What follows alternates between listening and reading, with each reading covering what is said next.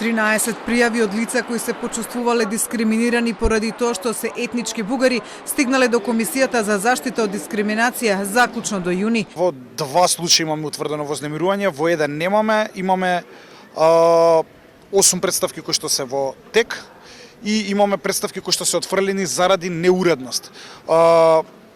Законот кажува кои се основните работи кои што треба да ги содржи една представка за да може комисијата да постапува. Кога не ги содржи тие елементи, комисијата ја враќа представката на доуредување, доколку подносителот не ја доуреди представката, ние ја отфрламе како неуредна.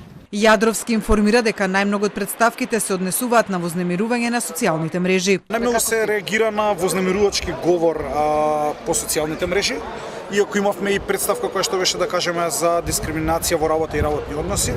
Споредено со минатата година, оваа година бројот на представки за дискриминација до Комисијата од етнички бугари е многукратно зголемен.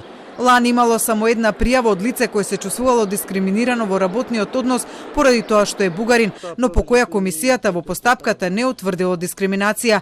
Зголемувањето на овој број на представки Јадровски го објаснува со зголемувањето на вкупниот број на представки до комисијата споредено со лани. Првите 2 квартали од 2022 година вкупниот број на представки го надминува бројот на представки кои што ги имавме во 2021 година, значи за цела година. Инаку според протоколот за спроведување на договор за добрососедство меѓу Македонија и Бугарија, во делот на говорот на омраза, Министерствата за надворешни работи на двете земји се задолжени за контакт и информирање на надлежните институции за идентификување на такви случаи, меѓу другото и во јавниот простор. Од МНР ме информира дека досега имаа доставено информација за еден случај на говор на омраза со факти кои очекуваат да се проверат и потврдат дополнително.